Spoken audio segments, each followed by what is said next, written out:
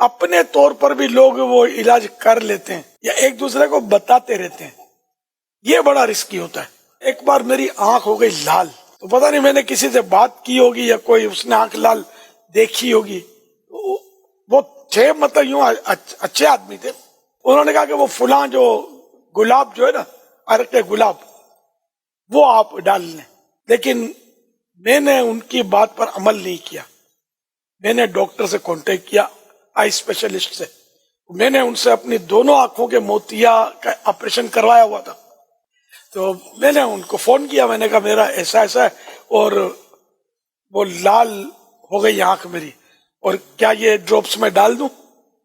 گلاب کے؟ تو ڈاکٹر نے مجھے کیا، نہیں نہیں نہیں، آپ کا نقصان ہو سکتا ہے، آپ کے تو موتیا نکلا ہوا ہے، آپریشن ہوا ہے، میں ڈراپس دیتا ہوں وہ لے لو، ایک بار ڈالو گے انشاءاللہ فرق پڑ جائے گا۔ ایک دو بار میں میری سرخی وغیرہ کٹ گئی، ختم ہو گئی۔ اب وہ شخصیت بہت معزز تھی، اگر ان کی عقیدت میں محبت میں آ کر میں ڈال لیتا تو ہو سکتا ہے کچھ کا کچھ ہو جاتا۔ اس طرح دواؤں کے سائیڈ ایفیکٹ اور یہ دیکھے بھی ہیں بعض میں نے، بیچارے وہ آزمائش پہ آ جاتے ہیں۔ ایک بار وہ ملتان شریف میں ایک نابینا نوجوان سے ملاقات ہوئی،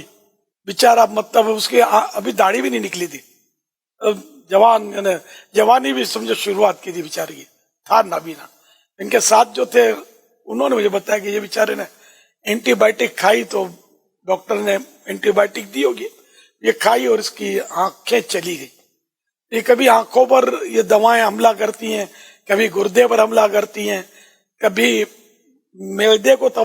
تو تباہ کرنا ان کا مشہور ہے۔ ذرا سر درد ہوا، پین کلر لے لی بھائی، فلاں پین کلر، یہ پین کلر ٹیبلٹس نہیں لینی چاہیے، جب سخت مجبور ہو جائے آدمی اس وقت تک ڈالے، کیونکہ یہ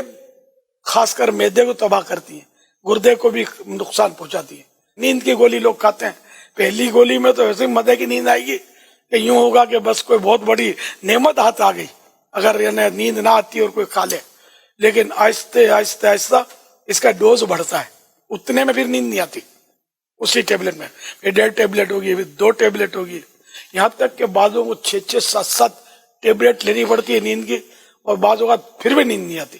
دواؤں کا عادی نہیں ہونا چاہیے، چاہے وہ دوا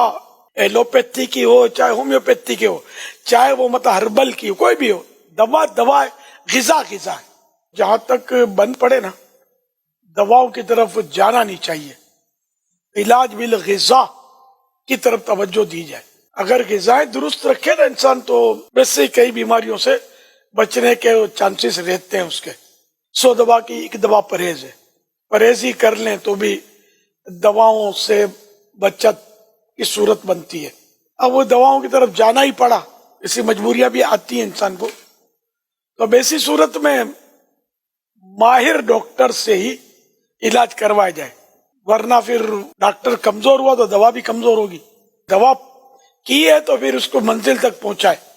آدھے راستے میں نہ چھوڑے، چاہے وہ دوا زخم پہ لگانے کی ہو،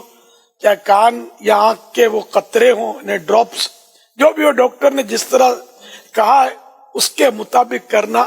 مفید رہتا ہے، ورنہ پھر یہ آزمائش بڑھتی چلی جاتی ہے۔